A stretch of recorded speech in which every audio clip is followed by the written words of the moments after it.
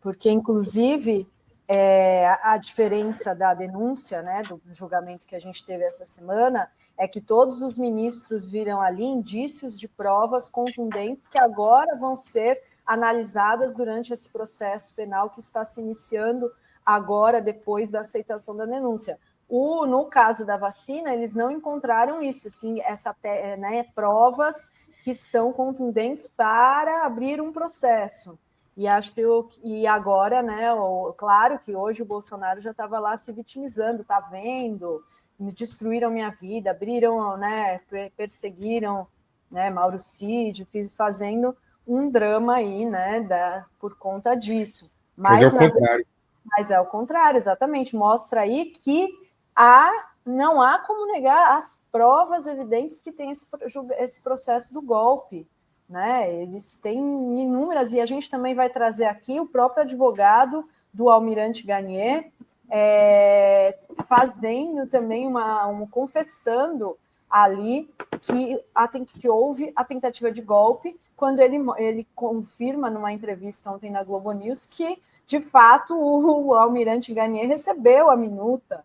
Então, assim, provas atrás de provas, e agora a gente vai ter muito tempo para ver, para analisar, e como disse o Pedro Serrano aqui, o Supremo Tribunal Federal vai ter que ter muita coragem para, se não houver provas contundentes, inocentar os acusados. E tem um detalhe, né? Nenhum advogado de defesa negou a tentativa de golpe. Todos só disseram que seus clientes não estavam envolvidos. Mas ninguém negou. Ou seja, é mais do que provado que houve uma tentativa de golpe. E aí só ficou... O que me chama a atenção é que como o golpe é estético também, né, Renato? Porque aí ficou a frase, voltou a frase "in Fuchs we trust" para a extrema-direita. Eles voltaram a falar isso só porque o Fuchs começou a questionar a delação e algumas coisas, o que é perfeitamente cabível, normal, está dentro da regra do jogo, mas criou uma esperança na extrema-direita, "in Fuchs we trust". Rapaz, te confesso que essa frase em inglês também me dá arrepios. Como esse negócio? Porque é a mesma frase foi a frase que o Moro falou na época, lembra? Foi o Moro que falou. O Moro, a frase é do Moro. Então, é realmente uma frase de muito mau gosto. Já era crise estética na época do Moro. Né? Eu lembro que a Rosângela tinha uma página no Facebook que chama "Eu Moro com ele". Onde... Verdade. Sim, é verdade. Verdade. Vergonha. É verdade. Eu moro com ele, é um negócio muito ridículo. A crise é muito estética. Eu fico horrorizado, gente. Vocês me perdoem a sinceridade aqui, mas é que a estética também é importante. O advogado do Garnier vem a ser Demóstenes Torres, ex-senador Ainda da tem República, isso. que era capa de Veja o tempo todo, como grande moral, o grande detentor da moral do Senado, e que foi pego numa gravação com Carlinhos Cachoeira, num grande esquema de corrupção, e acabou sendo, acho que, o primeiro senador cassado da história da República, se não me engano. O primeiro senador cassado da história da República foi Demóstenes Torres. Ele é o advogado do Almirante Garnier. Almirante, de um cara, né, que é um militar de alta patente. O cara foi comandante da Marinha. Ele chama um corrupto. Um corrupto ficou preso. Cara, para ser o seu advogado. Nada contra, o cara cumpriu a pena, a vida que segue. Só a favor disso também. Mas é curioso, o nível de coisa. Ele assume, eu vi o vídeo, ó. Eu não sei, a gente não pode mostrar o vídeo porque foi uma entrevista na Globo News, né? Então, é a Sadi que está entrevistando, aliás, com todo carinho e respeito a Sadi, ela conduziu muito mal a entrevista, porque na hora que ele estava falando, ela corta ele, com aquela ansiedade jornalística, em vez de deixar o cara terminar de falar, ele estava dando a letra ali, falando de que, olha, contando a história da reunião com o Bolsonaro, ela então, mas então não sei o quê, muda de assunto, o cara volta. Ele estava querendo falar. Ele está dizendo, olha, teve reunião com o Bolsonaro apresentou a minuta do golpe, ele dá um nome lá, apresentou a minuta, o parecer, tal, ele tergiversa. Mas como comandante das Forças Armadas, ele não colocou as tropas à disposição, não tinha tanques na rua. É dizer, precisava ter colocado para rodar. Falou, não, era uma consulta se ele topava. E segundo o comandante do Exército da época, o ministro da Defesa da época, ele topou. Ele aceitou e ele falou, estamos juntos, presidente, vamos para a rua. Vamos instaurar um Estado sem direitos no Brasil. Uma ditadura, para falar o português claro. Então, e o Garnier ele confirma tudo. A única coisa que ele não confirma é a reunião com o ministro da Defesa. A Adri está com a matéria aí, pode até ler, mas a explicação que eu estou dando é em cima do vídeo, é isso que aconteceu. Aí ele fala assim, olha, porque segundo a PGR, essa reunião acabou não acontecendo. Ele usa... A defesa dele é o próprio relatório da PGR, que é a denúncia, que diz que o cliente dele, sim, participou de um golpe de Estado. Então, veja, eles acabaram com essa história de que não teve tentativa de golpe. Eles já admitem que pensaram em dar um golpe e tudo bem, só que não deu certo. Se não deu certo, não teve tanque na rua, não teve golpe. É uma maluquice. O Dino foi perfeito em dizer que então não tem mandante em crime. Então, por que está preso lá o Chiquinho Brazão?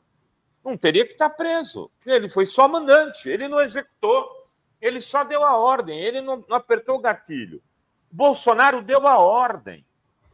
O Bolsonaro, ele foi para os Estados Unidos, ele e o Anderson Torres, para escapar de qualquer coisa se desse errado o golpe.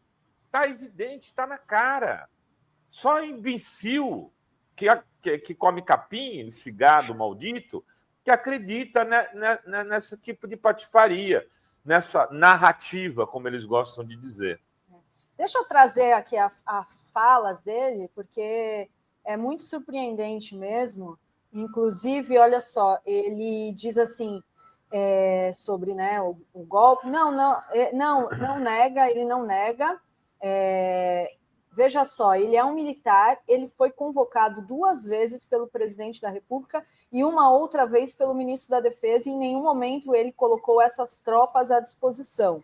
Não existe prova disso. Freire Gomes, não disse isso, e Batista Júnior não disse isso, que disse que presenciou, segundo o procurador Paulo Gonet, não estava na reunião. Então, assim, olha o que ele coloca, não existe prova disso. Então, por mais que o Freire Gomes e o Batista Júnior digam que ele disse que tenha colocado as tropas à disposição, se não tiver uma prova disso, de como que eles vão condenar só com base no que o Freire Gomes e o Batista Júnior falaram, né? Então, é complicado. Teria que ter, e aí a defesa dele, ele não colocou as tropas e não tem provas, né, até onde é o crime da tentativa de golpe. Aí ele continua, na realidade, o presidente, como disse o Freire Gomes, que é o comandante do Exército, apresentou esse decreto e ele apresentou principalmente os considerandos, segundo o Freire Gomes, e ficaram de discutir depois, e na segunda reunião, depois que acabou tudo, ele não disse nada. Ou seja, o presidente apresentou esse decreto. Então, assim, ele confirma que o Bolsonaro era o líder do golpe e estava ali, né, querendo convencer os comandantes das 3 forças para aderirem ao golpe. Então, é muito reveladora essa entrevista do advogado do almirante Garnier, que, como a gente, para lembrar... Do Demóstenes. Do Demóstenes Torres, porque, né? assim, fica mais... Porque ele é uma figura conhecida, era do Ele foi senador. Ele era apontado como candidato a presidente da República, Adri pelo DEM. Verdade. E ele ofereceu um almoço recentemente, em meio a esse, né, a análise da denúncia, para o Paulo Gonet, que gerou muita polêmica aqui, né? A gente até comentou aqui a foto, como que o procurador-geral, né, que estava ali analisando, né, o relatório da Polícia Federal, vai no almoço, mas ele denunciou, mesmo assim, o almirante Garnier pelos 5 crimes, né? Ele está aí no núcleo crucial do golpe. Felipe. Tem mais uma coisa, né? Eu já tinha dito isso, mas eu estava aqui procurando, daqui a pouco eu acho. O Demóstenes, o Renato, quando o almirante Garnier ele chama o Demóstenes, não é gratuito também. Primeiro, vamos ser bastante honestos. Ele realmente participou desse esquema, tem a gravação, perdeu o mandato e tudo mais, mas é um excelente advogado. Estamos de acordo, né? Sim, sim. É um excelente advogado. Ele era procurador, né? Ele era procurador, se eu não me engano. A carreira dele foi no Ministério Público. Era do Ministério Público, né? Ele era do Ministério Público, virou senador. É um cara talentoso. Foi cassado pelo envolvimento com Carlinhos Cachoeira, mas era, como você disse, cotado para a presidência da República. Para duas coisas ele era cotado: presidente da República e vice do Aécio. Exato. Falava-se muito disso. Não sei se você se lembra na época. Porque ele era na época do antigo PFL, que já que era DEM já, né? Já não era, já. Ou ainda era PFL, eu já nem me lembro se já era DEM. Era na transição de DEM para PFL. Talvez tenha feito parte dos dois, inclusive, PFL e DEM. Porque o DEM ele já é uma derivação do antigo PDS, da Arena, que é a derivação da Arena, que é o partido da ditadura. Então vamos. O PFL. O PFL é um racha da Arena, né? O racha da Arena que deu. Perdão, o PDS. Do sai o PDS, sai a turma do ACM, monta o PFL para apoiar, junto com Marco Maciel e José Sarney. O Sarney vira vice do Tancredo. Aliás, vai fazer 40 anos da morte do Tancredo agora, em 25 de abril, né, dia de Tiradentes. Foi em 85 que o Tancredo, a Nova República, está fazendo 40 anos. Aí eles montam o PFL, ficam durante todo o governo do Fernando Henrique como PFL. Depois tem a crise do mensalão. O Brunhausen, que era o presidente do PFL, fala que o PFL, o PT ia acabar e quem acaba é o PFL, né, Felipe? E entra o DEM. Mas acho que o DEM já é da fase ACM Neto, se não me engano. Então, eu acho que o Demóstenes ainda é da fase PFL, mas a gente pode conferir. Talvez, acho que você tem razão. Então, porque era o que dava sustentação ao governo Fernando Henrique Cardoso. Era sempre, né, o Marco Maciel, que era o vice do Fernando Henrique do PFL, e os presidentes do Senado sempre eram do PFL. Ou era o ACM, né, ou era o Sarney, né, e ficavam se revezando para dar sustentação no Congresso ao Fernando Henrique Cardoso. Então, o Demóstenes, ele, além de ser muito competente, ele é uma figura com peso simbólico. E eu sempre falo aqui, né, que a política não é racional, se faz pelo controle do imaginário, pelo peso simbólico. Então, ele tem um peso simbólico muito forte, ele tem ascendência sobre muita gente do meio jurídico, tem muita gente até com o rabo preso com ele, eu diria. Então, eu quero muito entender aonde vai a defesa do Garnier, porque pode ser que a gente tenha algumas surpresas ali. É onde eu tô esperando algumas surpresas, viu, Renato? Aliás, em 2 lugares, ali no Garnier e também na defesa do Mauro Cid, que vai ter muito trabalho, porque eu acho que o Mauro Cid vai ter que entregar mais coisa, porque obviamente ele está escondendo coisa ainda. E aí vem as interlocuções, enfim, as demandas do Influxo e Trust e outras coisas. Vai querer que a nulidade da delação do Mauro Cid. E assim, os juristas que a gente tem entrevistado, Pedro Serrano, o próprio Luiz Carlos Rocha ontem, o Rochinha, os dois falaram que é uma delação que tem alguns problemas, né? O Pedro Serrano, porque foram 9 e tal, embora aquela hora que eles citam, não, porque o Moraes ameaçou, o Rochinha disse que é absolutamente normal você falar, né, pelo delator. Ele não ameaçou, ele deu as regras. Ele ameaçou, isso. A questão é que foram 9 e tal. Pedro Serrano diz que pode ter problema, só que a grande questão é, que inclusive o Cacai já escreveu em artigo, é que mesmo se essa delação seja colocada, as provas não vai mudar nada. As provas são contundentes e estão ali independente da delação, né? Então não tem a delação do Cid não tem esse peso todo na denúncia, né? Então não, e como colocaram aqui, é capaz que agora surjam novas delações, né? São o Bolsonaro e mais 7 só desse núcleo crucial, fora que vão ter os outros núcleos, que, aliás, o Supremo já está agendando aí os próximos julgamentos para aceitação da denúncia dos outros núcleos. Então, vai ter mais delações, então novas provas podem surgir a partir das novas delações, então é um processo que ainda tem muita coisa para rolar. E só para lembrar, que o pessoal colocou aqui do Almirante Garnier, quem é ele? Ele se recusou a passar o comando da Marinha na presença do presidente Lula.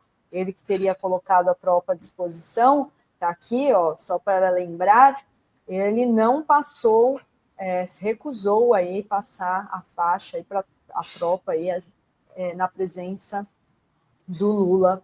Então, para vocês lembrarem quem é Almirante Garnier, que agora vai ter que aí trabalhar, né, para se livrar. Tem as mensagens do Walter Braga Neto pedindo para poupar o Garnier, elogiar o Garnier e meter fogo no Freire Gomes, então comandante do Exército, e no Batista Júnior, então comandante da Aeronáutica.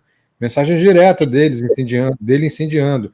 E lá de Miami, o Paulo Figueiredo, sempre ele, incendiava também contra os dois, dizendo que eles eram melancia, tanto o Batista Júnior quanto o Gomes Freire, o Freire Gomes. E outros generais também, como o Richard, o general Richards, que também fazia parte dos 16 do comando do Exército, um dos que não queriam o golpe. Então, lá de Miami, Paulo Figueiredo incendiando, dizendo, vamos ter guerra civil, sim, porque esses caras não querem fazer, a metade do comando quer.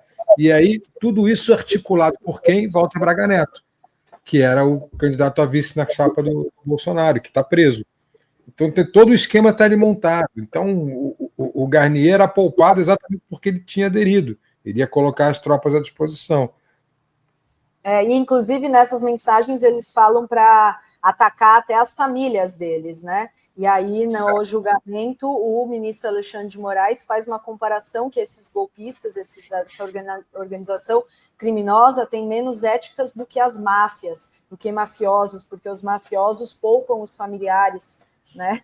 E eles não, estavam lá pedindo para que atacassem, inclusive, as famílias desses ditos traidores, né? Que seriam Exato. Os militares melancia, né? É assustador, né, gente?